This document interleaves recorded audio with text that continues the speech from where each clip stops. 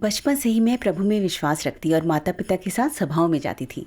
इसलिए मैंने high school के बाद एक ईसाई कॉलेज में पढ़ाई की। एक कक्षा के दौरान पादरी ने हमसे कहा, अध्याय 13 इब्रानियों के पद 8 में कहा गया है कि यीशु मसीह कल और आज और युगानुयुग एक सा है। प्रभु यीशु ही एकमात्र उद्धार करता है। युग चाहे जो हो, उसका नाम कभी नहीं बदलेगा। सिर्फ प्रभु यीशु के नाम में विश्वास रखकर ही हम बचाए जा सकेंगे। ये सुनने के बाद मुझे यकीन हो गया कि प्रभु यीशु के नाम को कायम रखकर ही हम बचाए जा सकेंगे। हमें उसके नाम को कभी भी नहीं नकारना है। कक्षा से बाहर मैं संगति, बाइबल अध्ययन और सुसमाचार समूहों में सक्रिय रूप से भाग लेती। मैं किसी धर्मोपदेश या सभा में मौजूद रहने से नहीं चूकी, लेकिन समय बीतने के साथ मैंने देखा कि पादरी और एल्डर वही पुरानी बातें दोहराते रहते हैं। कोई नई रोशनी नहीं होती। मेरी आत्मा बिल्कुल भी पोषित नहीं हो रही थी। कुछ भाई बहनों ने कमज़ोर पड़कर सभाओं में आना छोड़ दिया और उन्हें मदद या सहारा कम ही मिला।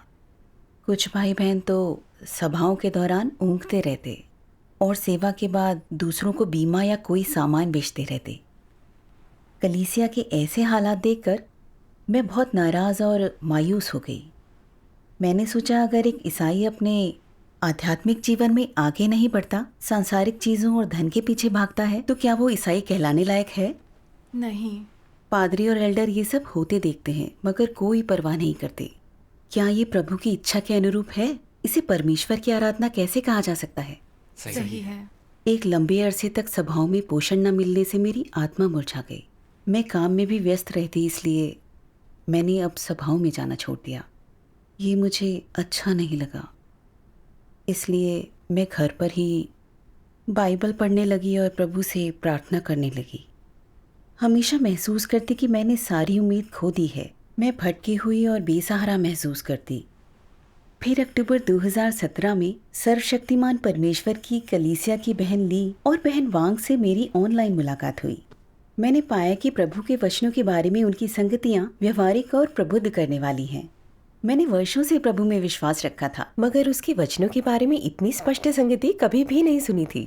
मुझे लगा कि उन्हें पवित्र आत्मा का मार्गदर्शन प्राप्त है, इसलिए मैं उनसे अक्सर ऑनलाइन मुलाकात करने लगी।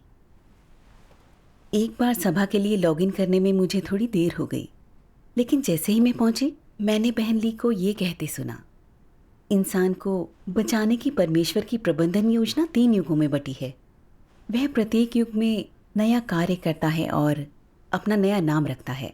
युग को बदलने और अपने कार्य का प्रतिनिधित्व करने के लिए परमेश्वर अपने नाम का प्रयोग करता है। उसका कार्य आगे बढ़ता है और उसके नए कार्य के साथ उसका नाम बदल जाता है। व्यवस्था के युग में परमेश्वर ने यहोवा नाम के साथ व्यवस्थाओं और आदेशों की घोषणा की। जब उसने व्यवस्था के युग को समाप्त किया और अनुग्रह के युग में छुटकारे का कार्य किया, तो उसका नाम तब यहोवा नहीं बल्कि यीशु था। अब अंत के दिनों में परमेश्वर का कार्य फिर आगे बढ़ रहा है और यीशु के छुटकारे के कार्य के आधार पर परमेश्वर के घर से शुरू करके वो न्याय का कार्य कर रहा है। उसने अनुग्रह के युग को समाप्त करके राज्य का युग शुरू कर दिया है और इसी के साथ उसका नाम बदल गया है। अब ये यीशु नहीं बल्कि सर्वशक्तिमान परमेश्वर है। जब मैंने उसे ये कहते सुना कि परमेश्वर का नाम बदल गया है, तो मैंने सोचा, हो ही नहीं सकता। बाइबल में स्पष्ट रूप से कहा गया है, यीशु मसीह कल और आज और युगानुयुग एक सा है। प्रभु यीशु का नाम कभी नहीं बदल सकता। फिर भी तुम कहती हो कि परमेश्वर का नाम अब बदल गया है। अगर प्रार्थना करते समय हम यीशु को ना पुकार कर सर्वशक्तिमान परमेश्वर को पुकारें, तो क्या ये बाइबल के अनुरूप है? बहन ली ने तब मुझे इसी से मिलता जुलता एक उदाहरण देकर समझाया। बहन झाओ, अगर तुम्हारी कंपनी 1 साल के लिए तुम्हें आयोजन प्रमुख बना दे, फिर 1 साल के लिए प्रबंधक और फिर एक निदेशक, तो तुम्हारे काम की ज़रूरत के मुताबिक तुम्हारा पदनाम बदल जाएगा। सही है, सही है। जब तुम्हारा काम बदलता है तो तुम्हारा पदनाम भी बदलता है। पहले लोग तुम्हें आयोजना प्रमुख या प्रबंधक कहते थे, लेकिन अब वो तुम्हें निदेशक कहेंगे। वो तुम्हें अलग अलग नामों से पुकारते, लेकिन क्या तुम बदल जाती? क्या तुम अब भी तुम ही नहीं रहोगी? ये वाकई सही मिसाल है। वाकई। बहन ली ने आगे कहा, इसी प्रकार हर युग में परमेश्वर एक नाम रखता है। जब परमेश्वर का कार्य अलग होता है तो उसका नाम बदल जाता है, फिर भी वो एक ही परमेश्वर है। अब उनकी बात मुझे अच्छे से समझ में आने लगी। लेकिन जब मैंने यीशु का नाम बदलने का सोचा तो मैं स्वीकार नहीं कर पाई। मैंने सोचा, तुम चाहे जो कहो, मुझे परवाह नहीं, मैं प्रभु यीशु का नाम कायम रखूंगी। मैं इतनी आसानी से यकीन नहीं कर सकती। सभा के बाद मैंने बहन ली की ऑनलाइन मुलाकात को ब्लॉक कर दिया। लेकिन अगली शाम दोनों बहनें सर्वशक्तिमान परमेश्वर के अंत के दिनों के सुसमाचार का प्रचार करते हुए मेरे घर आईं। मेरी सोच थी कि यीशु का नाम नहीं बदल सकता, इसलिए मैंने उनके प्रति विमुख महसूस किया। वे कुछ भी कहें, मैं उन्हें नहीं सुनना चाहती थी। जाते समय उन्होंने कहा, बहन, प्रभु ने कहा था, ढूंढो तो तुम पाओगे, खटखटाओ तो तुम्हारे लिए खोला जाएगा। हमें पता नहीं तुम इसे क्यों नहीं स्वीकार करती, लेकिन क्या तुमने कभी इस पर वाकई गौर किया है? उनके जाने के बाद उनकी बात मेरे मन को मथती रही। मैंने बेचैनी महसूस की। मैंने सर्वशक्तिमान परमेश्वर की कलीसिया में सुनी सभी संगतियों के बारे में सोचा, और ये कि मेरी आत्मा कितनी पोषित हुई थी। मेरा दिल जानता था कि उनके पढ़े हुए सर्वशक्तिमान परमेश्वर के वचन सत्य हैं और पवित्र आत्मा के कथन हैं। उन्हें ऐसे ठुकराकर मैं सत्य की साधक कैसे हो सकती हूँ? मैंने उस सभा को याद किया जब बहन ली ने संगति में कहा, परमेश्वर की भेड़ें उसकी वाणी को सुनती हैं। अगर हम प्रभु की वापसी पर उसका अभिनंदन करना चाहते हैं तो हमें उसकी वाणी को सुनना सीखना होगा। बुद्धिमान कुंवारियां प्रभु का अनुसरण करती हैं क्योंकि वे उसकी वाणी को सुनती हैं। ये अनुग्रह के युग में बिल्कुल पतरस की तरह है। क्या उसने प्रभु का अनुसरण इसलिए नहीं किया क्योंकि उसने उसके वचन सुने और परमेश्वर की वाणी को पहचान लिया? सही है। ये समझ लेने के बाद मैंने जल्दी से अपनी बाइबल निकाली और प्रकाशित वाक्य की पुस्तक के अध्याय 3 में पद 20-22 को पढ़ा, जिसमें लिखा है, देख मैं द्वार पर खड़ा हुआ खटखटाता हूँ। यदि कोई मेरा शब्द सुनकर द्वार खोलेगा तो मैं उसके पास भीतर आकर उसके साथ भोजन करूंगा और वह मेरे साथ। जिसके कान हो वह सुनने की आत्मा कलीसियाओं से क्या कहता है। आमीन। मैंने इन 2 पदों पर ध्यान से मनन किया। प्रभु कहता है कि पवित्र आत्मा अंत के दिनों में बोलेगा और हमें उसके वचनों को सुनना चाहिए। मैं भाग्यशाली थी कि प्रभु के वापस आने की बात सुन पाई। तो फिर मैं अपनी धारणाओं से पीछे क्यों रहूं? क्यों अपनी समझ से बाहर की किसी भी बात को अनसुना करना चाहती हूँ? मैंने सोचा, अगर मैं अब परमेश्वर का नाम बदलने की बात समझ न पाऊं तो पहले मुझे इसे समझना होगा, फिर फैसला करना होगा कि क्या करूं। सही है। फिर मैंने मत्ती अध्याय 7 पद 7 में ये पढ़ा, मांगो तो तुम्हें दिया जाएगा, ढूंढो तो तुम पाओगे, खटखटाओ तो तुम्हारे लिए खोला जाएगा। आमीन। अगर प्रभु वापस आकर मेरे दरवाजे पर दस्तक दे रहा है और मैं अपनी धारणाओं को मुझे अंधा और बहरा करने दे रही हूं ताकि मैं कुछ देख या सुन ना सकूं और दरवाजा ना खोलूं, तो क्या प्रभु मुझे त्याग नहीं देगा? हाँ। उस पूरी रात मैं बिल्कुल भी नहीं सो पाई। सुसमाचार को ठुकराने को लेकर मैं बेचैन रही। मैंने सोचा, क्या मैं गलत हूं? क्या सर्वशक्तिमान परमेश्वर ही वापस आया हुआ प्रभु यीशु है? अपने मन में ये विचार लिए हुए मैंने प्रभु से प्रार्थना की, उसके मार्गदर्शन और प्रबुद्धता की विनती की। फिर मैं सर्वशक्तिमान परमेश्वर की कलीसिया की आधिकारिक वेबसाइट तक पहुंच गई, जिसे राज्य के अवतरण का सुसमाचार कहा जाता है। फिर मैंने परमेश्वर के नामों के बारे में एक अंश पढ़ा। कुछ लोग कहते हैं कि परमेश्वर का नाम नहीं बदलता, तो फिर यहोवा का नाम यीशु क्यों हो गया? ये भविष्यवाणी की गई थी मसीहा आएगा, तो फिर यीशु नाम का एक व्यक्ति क्यों आ गया? परमेश्वर का नाम क्यों बदल गया? क्या इस तरह का कार्य काफी समय पहले नहीं किया गया था? क्या परमेश्वर आज नया कार्य नहीं कर सकता? कल का कार्य बदला जा सकता है और यीशु का कार्य यहोवा के कार्य के बाद आ सकता है। तो क्या यीशु के कार्य के बाद कोई अन्य कार्य नहीं हो सकता? यदि यहोवा का नाम बदलकर यीशु हो सकता है, तो क्या यीशु का नाम भी नहीं बदला जा सकता? इसमें कुछ भी असामान्य नहीं है। बात केवल इतनी सी है कि लोग बहुत सरल दिमाग के हैं। परमेश्वर हमेशा परमेश्वर ही रहेगा, चाहे उसका काम कैसे भी बदले, चाहे उसका नाम कैसे भी बदल जाए, लेकिन उसका स्वभाव और बुद्धि कभी नहीं बदलेगी। यदि तुम्हें लगता है कि परमेश्वर को केवल यीशु के नाम से ही पुकारा जा सकता है, तो फिर तुम्हारा ज्ञान बहुत सीमित है। आमीन। इसे पढ़ने के बाद मैं बहुत प्रेरित हुई। मैंने सोचा, कैसी व्यवस्था के युग में परमेश्वर का नाम यहोवा था और इस नाम से उसने इजराइलियों की अगुवाई की, मगर जब प्रभु यीशु अपना कार्य करने आया तो क्या परमेश्वर का नाम यहोवा से यीशु नहीं हो गया? हाँ। मैंने सोचा, ये सब किस बारे में है? क्या प्रभु अंत के दिनों में एक नया नाम रख सकता है? अगर सर्वशक्तिमान परमेश्वर सचमुच प्रभु यीशु का प्रकटन है और मैं जांच ना करूं, अगर मैं प्रभु का अभिनंदन करने का अपना मौका गवा दूं, तो मैं कितनी बेवकूफ होंगी। सही है। उसी वक्त मैंने अंत के दिनों में सर्वशक्तिमान परमेश्वर के कार्य की खोजबीन करने का फैसला किया। परमेश्वर का धन्यवाद। परमेश्वर का धन्यवाद। बहन, तुमने खोजबीन कैसे की? हाँ, हमें बताओ। मैंने सर्वशक्तिमान परमेश्वर की कलीसिया के भाई चेन से ऑनलाइन संपर्क किया। एक सभा में मैंने उन्हें अपनी उलझन के बारे में बताया। मैंने कहा, बाइबल में कहा गया है यीशु मसीह कल और आज और युगानुयुग एक सा है। प्रभु यीशु का नाम नहीं बदल सकता।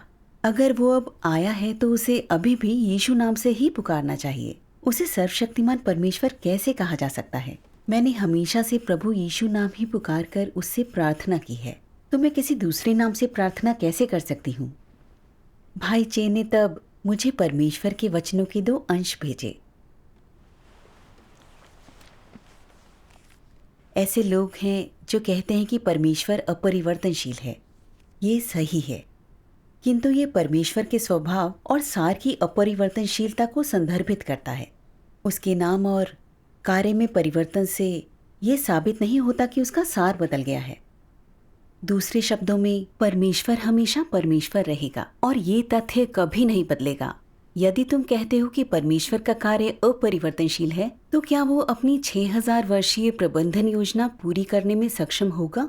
तुम केवल ये जानते हो कि परमेश्वर हमेशा अपरिवर्तनशील है, किंतु क्या तुम ये जानते हो कि परमेश्वर हमेशा नया रहता है और कभी पुराना नहीं पड़ता? यदि परमेश्वर का कार्य अपरिवर्तनशील है, तो क्या वह मानव जाति की आज के दिन तक अगुवाई कर सकता था? यदि परमेश्वर अपरिवर्तनशील है, तो ऐसा क्यों है कि उसने पहले ही 2 युगों का कार्य कर लिया है?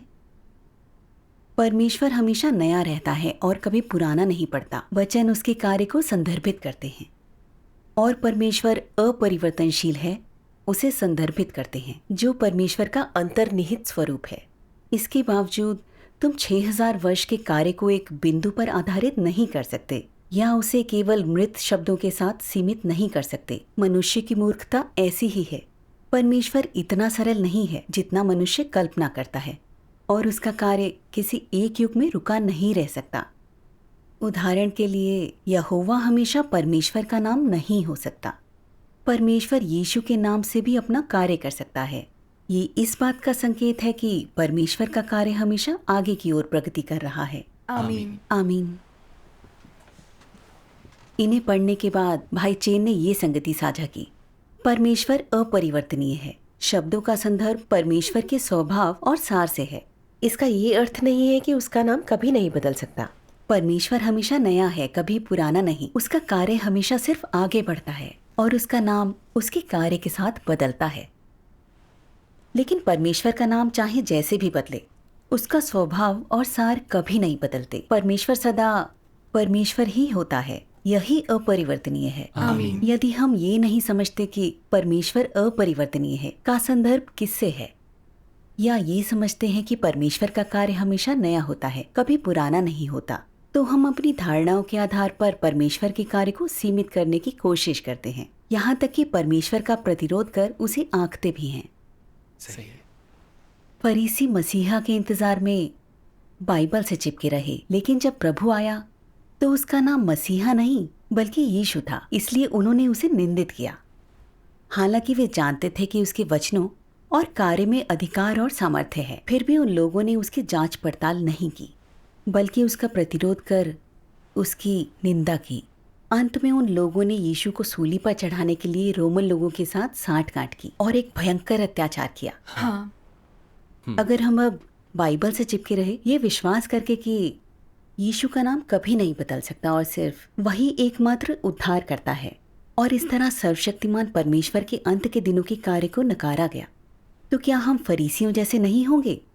फिर हम परमेश्वर का प्रतिरोध और उसके स्वभाव का अपमान करने लगेंगे। हाँ, सही है। आखिरकार मैं समझ पाई कि बाइबल में जब ये कहा गया यीशु मसीह कल और आज और युगानुयुग एक सा है, तो इसका संदर्भ सिर्फ परमेश्वर के स्वभाव और सार से है, और इसका ये अर्थ नहीं कि परमेश्वर का नाम कभी भी नहीं बदल सकता। मैंने समझ लिया कि पादरियों के धर्मोपदेश उनकी अपनी धारणाओं और कल्पनाओं पर आधारित हैं, और वे भी बाइबल को सही ढंग से नहीं समझते। सही है। यही सच्चाई है। हाँ। भाई चेन ने फिर मुझे परमेश्वर के वचनों के कुछ अंश पढ़कर सुनाए। प्रत्येक युग में परमेश्वर नया कार्य करता है और उसे एक नए नाम से बुलाया जाता है। वो भिन्न भिन्न युगों में एक ही कार्य कैसे कर सकता है? वो पुराने से कैसे चिपका रह सकता है? यीशु का नाम छुटकारे के कार्य के वास्ते लिया गया था, तो क्या जब वो अंत के दिनों में लौटेगा तब भी उसे उसी नाम से बुलाया जाएगा? क्या वो अभी भी छुटकारे का कार्य करेगा? ऐसा क्यों है कि यहोवा और यीशु एक ही हैं, फिर भी उन्हें भिन्न भिन्न युगों में भिन्न भिन्न नामों से बुलाया जाता है?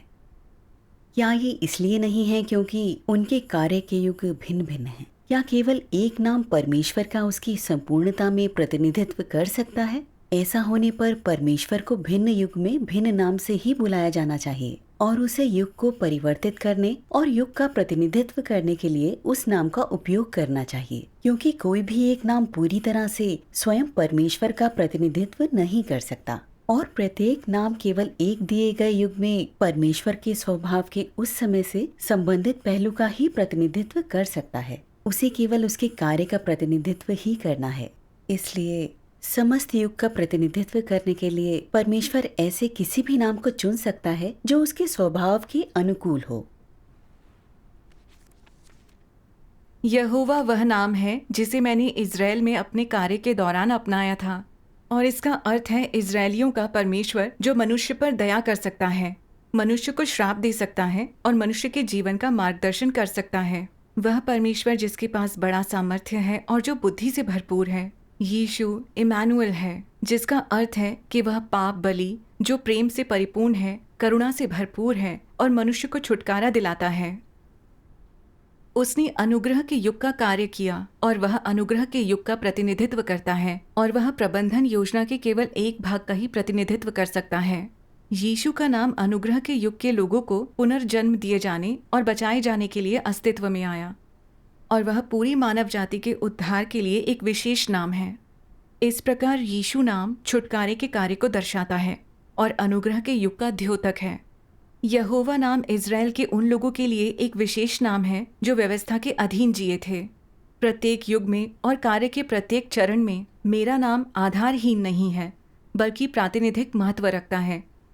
प्रत्येक नाम एक युग का प्रतिनिधित्व करता है। यहोवा व्यवस्था के युग का प्रतिनिधित्व करता है और उस परमेश्वर के लिए सम्मान सूचक है जिसकी आराधना इज़राइल के लोगों द्वारा की जाती है। यीशु अनुग्रह के युग का प्रतिनिधित्व करता है और उन सबके परमेश्वर का नाम है जिन्हें अनुग्रह के युग के दौरान छुटकारा दिया गया था। यदि मनुष्य अब भी अंत के दिनों के दौरान उद्धारकर्ता यीशु के आगमन की अभिलाषा करता है और उसकी अब भी उसी छवि में आने की अपेक्षा करता है जो उसने यहूदिया में अपनाई थी, तो 6000 सालों की संपूर्ण प्रबंधन योजना छुटकारे के युग में रुक गई होती और आगे प्रगति न कर पाती। इतना ही नहीं, अंत के दिनों का आगमन कभी ना होता और युग का समापन कभी ना किया जा सकता। ऐसा इसलिए है क्योंकि उद्धारकर्ता यीशु सिर्फ मानव जाति के छुटकारे और उद्धार के लिए है।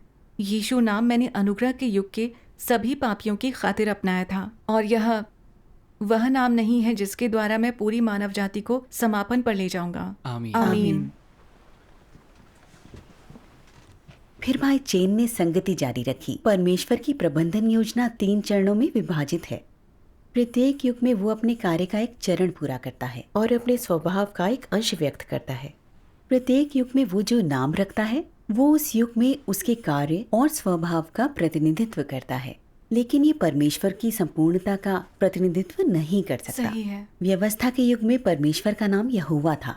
इस नाम ने व्यवस्था के युग में परमेश्वर के कार्य के साथ ही उसके स्वभाव के प्रतापी, क्रोधपूर्ण, दयावान और अभिशाप देने वाले पहलुओं का प्रतिनिधित्व किया। परमेश्वर ने यहोवा नाम व्यवस्थाओं और आदेशों की घोषणा करने और पृथ्वी पर लोगों के जीवन की अगुवाई करने के लिए प्रयोग किया। तब लोगों का व्यवहार नियंत्रित था और लोग जानते थे कि परमेश्वर की आराधना कैसे करें। लेकिन उस युग के अंत तक लोग शैतान द्वारा ज्यादा से ज्यादा भ्रष्ट होते जा रहे थे। वे व्यवस्थाओं और आदेशों को कायम नहीं रख पा रहे थे। सभी के सामने दंडित होकर मौत की सजा पाने का खतरा था। लोगों को व्यवस्थाओं से बचाने के लिए परमेश्वर ने देहधारी होकर यीशु नाम से छुटकारे का कार्य किया। अनुग्रह का युग शुरू कर व्यवस्था के युग को समाप्त किया। प्रभु यीशु ने प्रायश्चित का मार्ग दिखाया, बीमारों का इलाज किया, दानवों को निकाल फेंका और पापों को क्षमा किया। उसने परमेश्वर के स्नेही स्वभाव को भी व्यक्त किया। अंत में उसे सूली पर चढ़ा दिया गया और पूरी मानव जाति के छुटकारे का कार्य पूरा हुआ। सही है। जो लोग यीशु को अपना उद्धारकर्ता मानते हैं, उसके नाम से प्रार्थना करते हैं, अपने पापों को स्वीकार कर प्रायश्चित करते हैं, वे अपने पापों के लिए क्षमा पा सकते हैं और प्रभु द्वारा दिया गया आनंद और शांति पा सकते हैं। प्रभु यीशु ने छुटकारे का कार्य किया, न कि अंत के दिनों में इंसान के न्याय और उसके शुद्धिकरण का कार्य।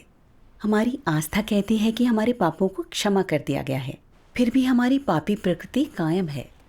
हम अभी भी पाप करके स्वीकार करने के दुष्चक्र में जीते हैं। हम अभी भी झूठ बोलते और धोखा देते हैं। हम सांसारिक प्रवृत्तियों के पीछे भागते हैं, ईर्ष्यालु और घृणापूर्ण हैं और ऐसी ही बुराइयों से भरे हुए हैं। बच निकलने में असहाय होकर हम पाप में जीते हैं। इसलिए हमें पाप के बंधनों से सदा सदा के लिए बचाने और शुद्ध करने के लिए, न्याय और शुद्धिकरण का कार्य करने के लिए परमेश्वर अंत के दिनों में फिर एक बार देहधारी हुआ है, ताकि हम उसके राज्य में प्रवेश के योग्य बन सकें। उसने राज्य के युग को शुरू करके अनुग्रह के युग को समाप्त किया है। उसका नाम भी बदलकर सर्वशक्तिमान परमेश्वर हो गया है। आमीन। ये सच्चाई प्रकाशित वाक्य की इन भविष्यवाणियों को सटीक ढंग से पूरा करती है। प्रभु परमेश्वर जो है और जो था और जो आने वाला है, जो सर्वशक्तिमान है, ये कहता है मैं ही अल्फा और ओमेगा हूँ। जो जय पाए उसे मैं अपने परमेश्वर के मंदिर में एक खंभा बनाऊंगा और वो फिर कभी बाहर न निकलेगा। और मैं अपने परमेश्वर का नाम और अपने परमेश्वर के नगर अर्थात नए यरूशलेम का नाम, जो मेरे परमेश्वर के पास से स्वर्ग पर से उतरने वाला है, और अपना नया नाम उस पर लिखूंगा। आमीन। मेरी आंखें खुल गईं और मैंने जान लिया कि प्रभु अंत के दिनों में अपना नाम बदलता है। मैंने पहले भी ये पद पढ़े थे, लेकिन मैं इन्हें क्यों नहीं समझ पाई। इनमें साफ भविष्यवाणी की गई है कि प्रभु का एक नया नाम होगा, सर्वशक्तिमान, जब वो अंत के दिनों में फिर आएगा। मैंने हमेशा इसमें विश्वास रखा। यीशु मसीह कल और आज और युगानुयुग एक सा है, और फैसला कर लिया कि यीशु का नाम कभी नहीं बदल सकता। मैं हमेशा से अंत के दिनों में परमेश्वर के कार्य को ठुकराती रही हूँ। मैं बहुत अज्ञानी थी।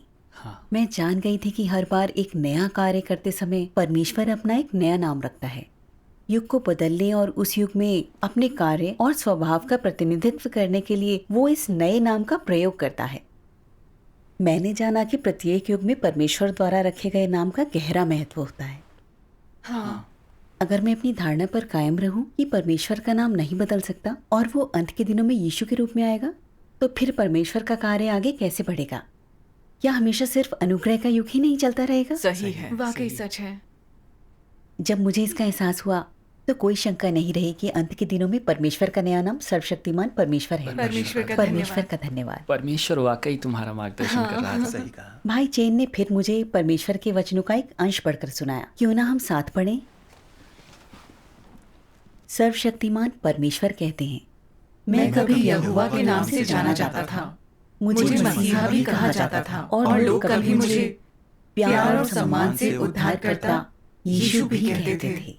किंतु आज मैं वह यहोवा या यीशु नहीं हूँ जिसे लोग बीते समयों में जानते थे। मैं वह परमेश्वर हूँ जो अंत के दिनों में वापस आया है, वो परमेश्वर जो युग का समापन करेगा। मैं स्वयं परमेश्वर हूँ जो अपने संपूर्ण स्वभाव से परिपूर्ण और अधिकार, आदर और महिमा से भरा पृथ्वी के छोरों से उदित होता है। लोग कभी मेरे साथ संलग्न नहीं हुए हैं, उन्होंने मुझे कभी जाना नहीं है और वे मेरे स्वभाव से हमेशा अनभिज्ञ रहे हैं। संसार की रचना के समय से लेकर आज तक एक भी मनुष्य ने मुझे नहीं देखा है। यह वही परमेश्वर है जो अंत के दिनों के दौरान मनुष्यों पर प्रकट होता है, किंतु मनुष्यों के बीच में छिपा हुआ है। वह सामर्थ्य से भरपूर और अधिकार से लबालब भरा हुआ, दहकते हुए सूर्य और धड़कती हुई आग के समान सच्चे और वास्तविक रूप में मनुष्यों के बीच निवास करता है। ऐसा एक भी व्यक्ति या चीज नहीं है जिसका मेरे वचनों द्वारा न्याय नहीं किया जाएगा, और ऐसा एक भी व्यक्ति या चीज नहीं है जिसे जलती आग के माध्यम से शुद्ध नहीं किया जाएगा। अंततः मेरे वचनों के कारण सारे राष्ट्र धन्य हो जाएंगे और मेरे वचनों के कारण टुकड़े टुकड़े भी कर दिए जाएंगे।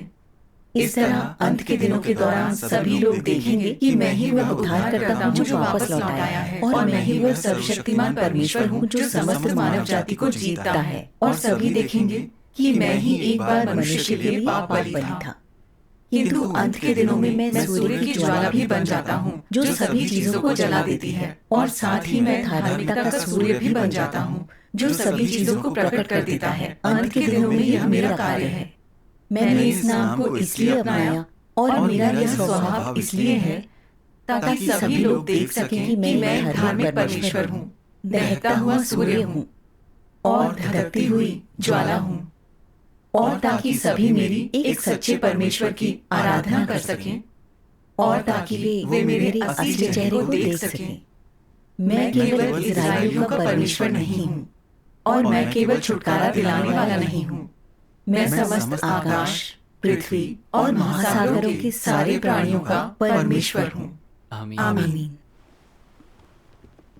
फिर भाई चेन ने हमारे साथ संगति की। अंत के दिनों में सर्वशक्तिमान परमेश्वर राज्य के युग में न्याय का कार्य शुरू करता है। मानव जाति को शुद्ध करने और बचाने के लिए जरूरी संपूर्ण सत्य व्यक्त करता है। वो इंसान को बचाने के लिए परमेश्वर के प्रबंधन कार्य के रहस्यों को प्रकट करता है।